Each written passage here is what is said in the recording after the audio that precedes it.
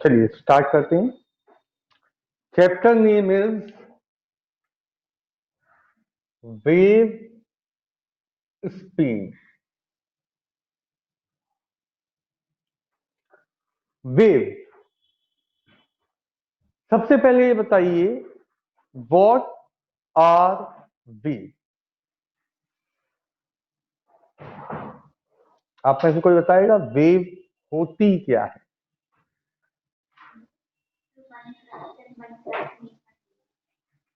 नहीं, इतनी कठिन वाली डेफिनेशन, बिल्कुल सिंपल वाली बताओ कोई।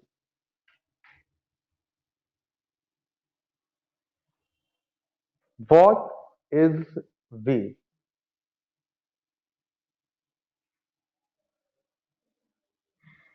शांत पानी था, एक पत्थर लिया, ऐसे फेंक दिया, क्या होगा? आपने कहा वेव बनेगी। एक्चुअल में वो जो बना वो क्या है? डिस्टर्बेंस। आपने जब आपने पत्थर फेंका तो जो वाटर मॉलिक्यूल्स थे वो इस तरह से वाइब्रेट होना शुरू हुए। ठीक, तो एक सर्किल में जब सारे मॉलिक्यूल ऐसे ऐसे वाइब्रेट हो रहे होंगे तो आपको एक सर्कुलर फॉर्म दिखाई देगा। उस सर्कुलर फॉर्म का नाम आपने क्या रख दिया? वेव। ठीक, कुल मिला के आपने पत्थर फेंका तो आपने उन मॉलिक्यूल्स को क्या दिया?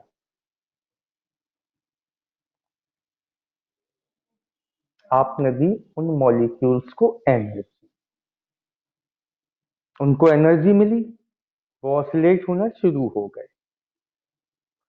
जब भी मीडियम के मॉलिक्यूल्स को एनर्जी मिलती है वो वाइब्रेट होना शुरू हो जाती है। उनके वाइब्रेशन से जो फॉर्म डेवलप होता है that form is called wave form. समझते हैं ना?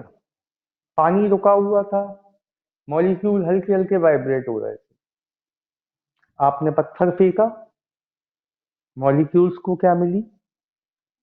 एनर्जी। उनके वाइब्रेशन का एम्पलीट्यूड हाई हो गया। ऐसा क्यों नहीं होता कि पत्थर के फेंकने से पूरी नदी में वाइब्रेशन आ जाए, पूरी रिवर में वाइब्रेशन आ जाए, सर्किल बन जाए? ऐसा क्यों नहीं होता? क्योंकि जो पत्थर आपने फेंका है उसने क्या प्रोवाइड कराई? एक मॉलिक्यूल से दूसरे मॉलिक्यूल पे एनर्जी जाएगी, जाते जाते जहां एनर्जी खत्म हो जाएगी उसके बाद वाइब्रेशन होना बंद हो जाएगी। एक एग्जांपल आपकी समझ में आया कि आप मीडियम के पार्टिकल्स को क्या प्रोवाइड कराते हो? एनर्जी। उस एनर्जी की वजह से पार्टिकल्स क्या करते हैं? वाइब्रेट। वाइब्रेट करने से जो फॉर्म डेवलप होता है that form is called wave form. ठीक, अब दूसरी काम की बात सुनिए। जब भी आप मॉलिक्यूल्स को एनर्जी प्रोवाइड कराओगे वो मॉलिक्यूल या तो ऐसे वाइब्रेट होंगे या ऐसे। जैसे हम बात करें साउंड वेव की, मैंने बोला आपको सुनाई दिया, क्यों? मैंने ऐसा क्या किया? मैंने एयर के मॉलिक्यूल्स को क्या प्रोवाइड कराई? एनर्जी। वो मॉलिक्यूल्स कैसे वाइब्रेट हुए? ऐसे या ऐसे? वो मॉलिक्यूल ऐसे वाइब्रेट होंगे। जब वो मॉलिक्यूल वाइब्रेट हुए तो वो अपने साथ किसे आगे ले गए? वाइब्रेट हुए तो क्या बन गया? Wave form. वो आगे किसे ले गए? एनर्जी को। जहां तक एनर्जी पहुंच पाई वहां तक मेरी आवाज सुनाई देगी, उसके बाद मेरी आवाज सुनाई नहीं देगी। समझ में आई बात? तो जब भी आप मॉलिक्यूल्स को एनर्जी प्रोवाइड कराओगे तो मॉलिक्यूल्स या तो ऐसे वाइब्रेट होंगे 90 डिग्री से या ऐसे वाइब्रेट होंगे 0 डिग्री से। जब ऐसे वाइब्रेट होंगे तो उस वेव फॉर्म को हम कहते हैं ट्रांसवर्स वेव फॉर्म, और जब ऐसे वाइब्रेट होते हैं तो उस वेव फॉर्म को हम कहते हैं लॉन्गिट्यूडिनल वेव फॉर्म। मेरे ख्याल से इतना आपकी समझ में आ गया हो। पानी में कौन सी वेव फॉर्म है? पानी में ट्रांसवर्स, ऐसे वाइब्रेट होते हैं मॉलिक्यूल। और साउंड में लॉन्गिट्यूडिनल, ऐसे वाइब्रेट होते हैं मॉलिक्यूल। क्लियर? तो बेसिकली इन दोनों वेव्स को, चाहे चाहे लॉन्गिट्यूडिनल हो चाहे ट्रांस, इनको मिला के कहते हैं मैकेनिकल वेव। बेसिकली वेव्स को क्या कहते हैं? Mechanical waves. समझना, वेव्स दो टाइप की होती है, मैकेनिकल वेव्स, दूसरा इलेक्ट्रोमैग्नेटिक वेव।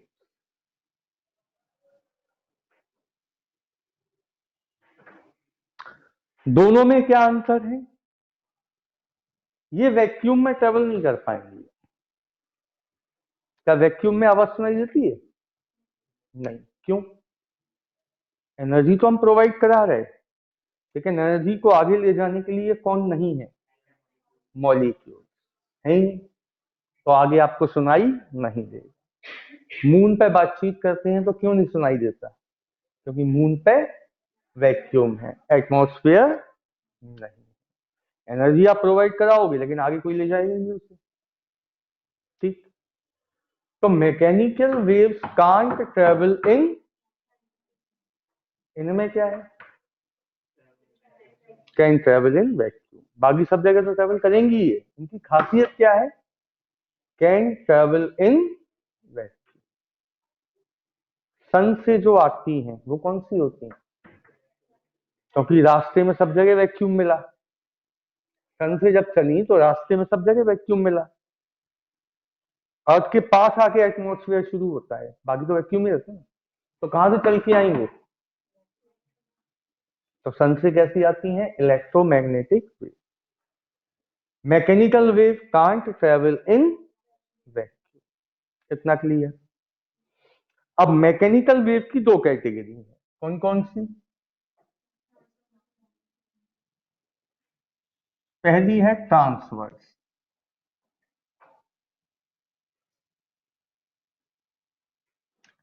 ट्रांसवर्स वेव क्या होती है?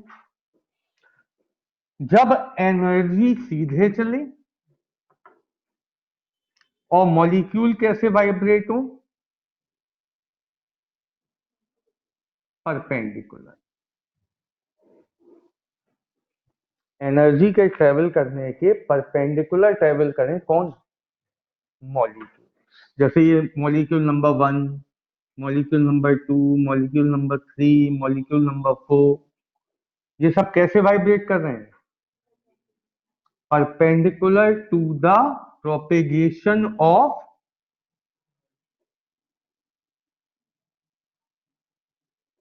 एनर्जी। तो वेव्स कौन सी होती हैं? ट्रांसवर्स। ठीक? ट्रांसवर्स वेव केवल और सिर्फ केवल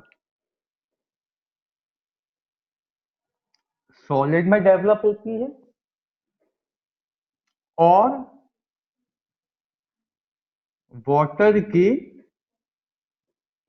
सरफेस पर, वाटर के अंदर नहीं, केवल वाटर के, आपने देखो पानी के ऊपर ही ऐसी ऐसी लहरें आती हैं, अंदर नहीं। तो ट्रांसवर्स वेव केवल कहां डेवलप होंगी? ठीक? इनकी वेलोसिटी का फॉर्मूला होता है v equal under root eta upon rho. ये ईटा क्या होता है? ईटा इज, आपने पढ़ा था 3 तरह के इलास्टिक कांस्टेंट होते थे। Young's modulus of elasticity, bulk modulus of elasticity और मॉड्यूलस ऑफ रिजिडिटी। ठीक, तो यहां ईटा होता है मॉड्यूलस ऑफ रिजिडिटी। ठीक, जिनको नहीं मालूम वो सुन लें। जितनी भी सॉलिड चीजें होती हैं, सॉलिड, उनमें होता है मॉड्यूलस ऑफ रिजिडिटी, क्योंकि वो रिजिड होती है। ठीक, तो वेलोसिटी ऑफ ट्रांसवर्स वेव का फॉर्मूला क्या होता है? Under root eta by rho. What is eta? Modulus of rigidity. ठीक, इस पर बेस्ड एक आध न्यूमेरिकल पूछा जाएगा और कुछ नहीं पूछा जाएगा। इतना क्लियर? ट्रांसवर्स के बाद दूसरी आती हैं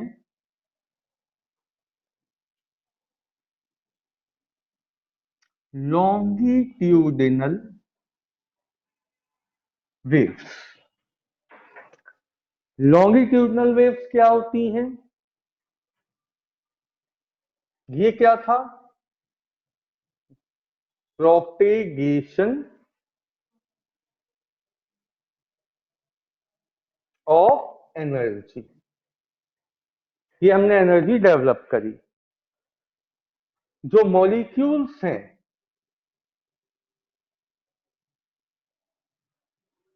अगर वो वाइब्रेट होने लगे ऐसे in the direction of propagation of energy, तो वेव्स को क्या कहोगे? एक चीज क्लियर, लॉन्गिट्यूडनल वेव सॉलिड में भी होंगी, लिक्विड में भी होंगी और गैस में भी। ये वाली वेव्स तीनों में डेवलप होगी, सॉलिड में भी, लिक्विड में भी और गैस में। जबकि ये केवल कहां हो रही थी? ठीक, ये तीनों में होंगी। सॉलिड में इनकी वेलोसिटी का फॉर्मूला होगा under root Y upon rho. Y होता है Young's modulus of elasticity. Y क्या होगा? Young's modulus of elasticity. ये फॉर्मूला तभी लगेगा जब वेव काय में डेवलप होंगी? सॉलिड। लिक्विड और गैसेस के लिए वेलोसिटी ऑफ वेव्स का फॉर्मूला है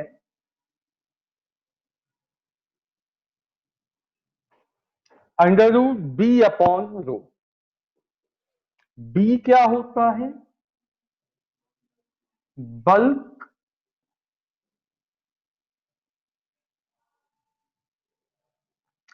मॉड्यूलस ऑफ इलास्टिसिटी।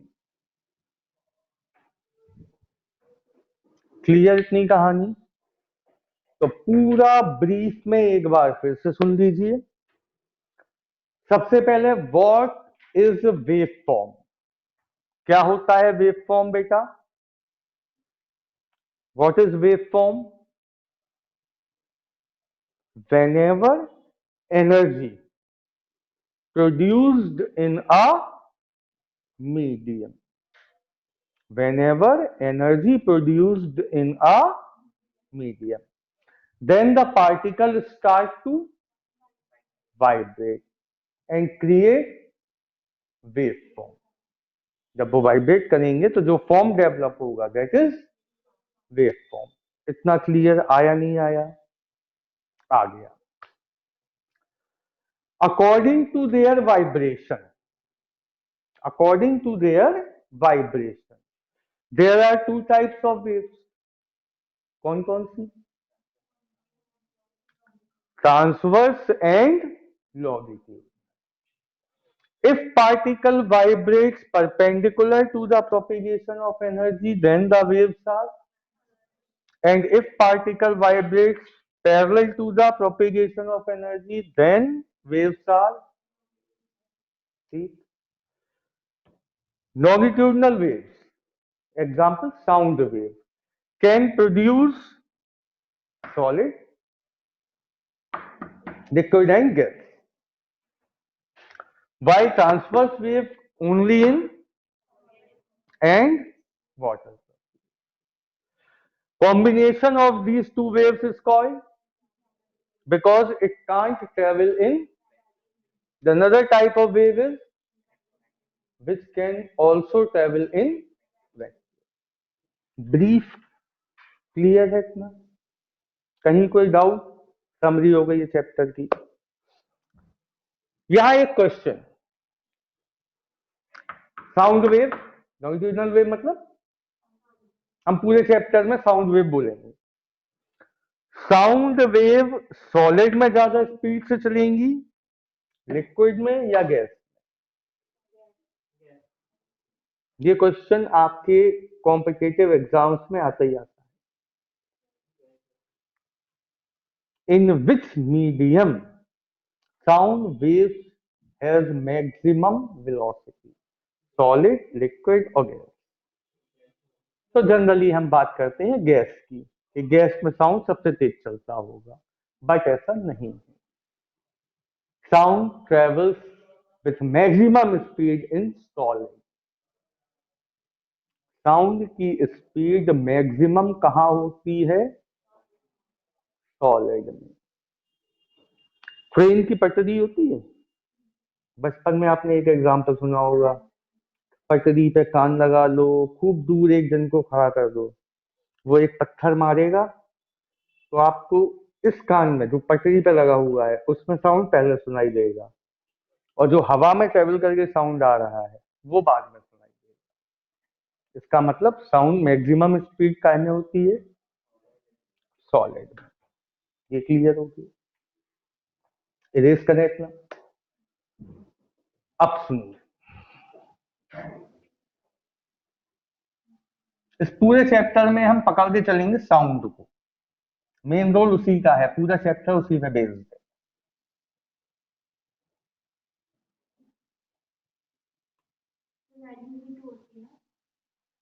हाँ बेटा, साउंड की वेलोसिटी वैल्यूज होती हैं, अभी सब आएंगे, रुक जाइए।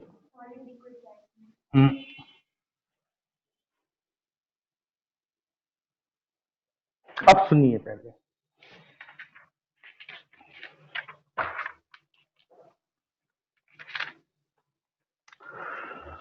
अभी अभी हमने देखा कि sound can travel in solid, liquid and gas.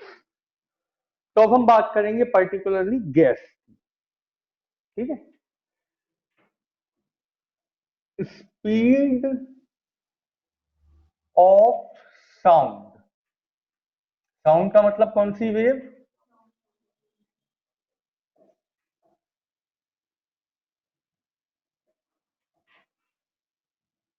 Speed of sound longitudinal wave का फॉर्मूला क्या बताया मैंने? v equal under root B upon rho, यही बताया।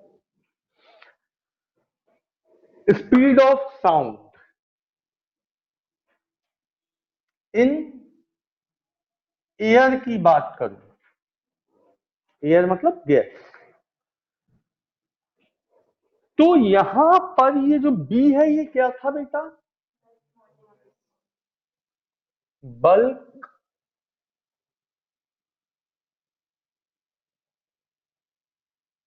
मॉड्यूलस ऑफ गैस, यही होगा। यहां भी क्या होगा? किसका बल्क मॉड्यूलस? गैस का। गैस में बल्क मॉड्यूलस दो टाइप के होते हैं। यहां से कहानी और आगे चली। गैस के लिए बल्क मॉड्यूलस दो टाइप के होते हैं। पहला होता है आइसोथर्मल बल्क मॉड्यूलस,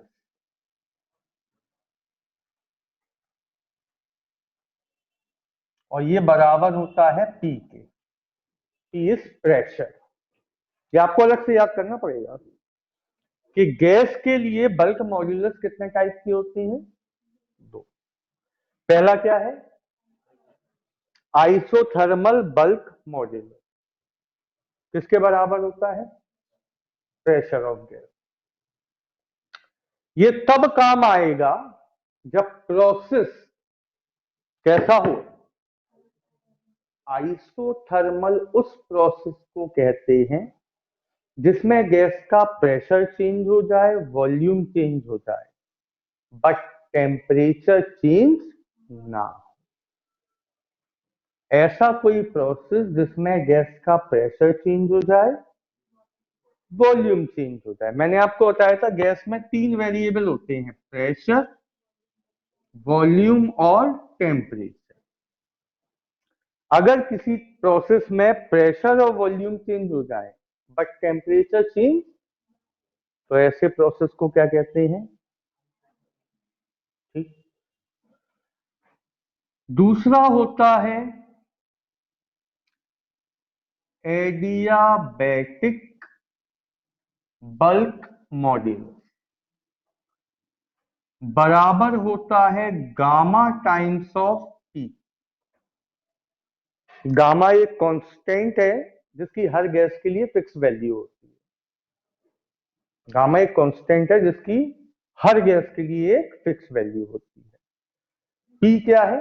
प्रेशर। ये कब लगेगा? जब प्रोसेस कैसा हो? एडियाबैटिक वो प्रोसेस होता है जिसमें गैस का प्रेशर, वॉल्यूम और टेम्परेचर तीनों चेंज हो जाए। ठीक। इसका मतलब ये हुआ कि speed of sound in gas में v इक्वल होगा under root P upon rho. कब? जब प्रोसेस आइसोथर्मल हो। और गामा पी अपॉन रो जब प्रोसेस एडियाबैटिक। ये बात आपको समझ में आई? जो हम बोल रहे हैं वो क्या है? साउंड कहां ट्रेवल कर रहा है? गैस में। Air is a mixture of gas. तो साउंड कहां ट्रेवल कर रहा है? गैस में। ठीक। गैस में बी कितने टाइप के होते हैं? दो। तो साउंड जब ट्रेवल करेगा और टेम्परेचर कांस्टेंट रहेगा, तब वेलोसिटी ऑफ साउंड क्या लिखेंगे? Under root P upon rho. और साउंड के ट्रेवल करने से अगर प्रेशर, वॉल्यूम और टेम्परेचर तीनों चेंज हो गए तो प्रोसेस कौन सा होगा? तब वेलोसिटी ऑफ साउंड क्या लिखेंगे? अब सवाल ये उठता है कि जब इस कमरे में साउंड ट्रेवल करेगा तो प्रोसेस होगा कौन सा? आइसोथर्मल या?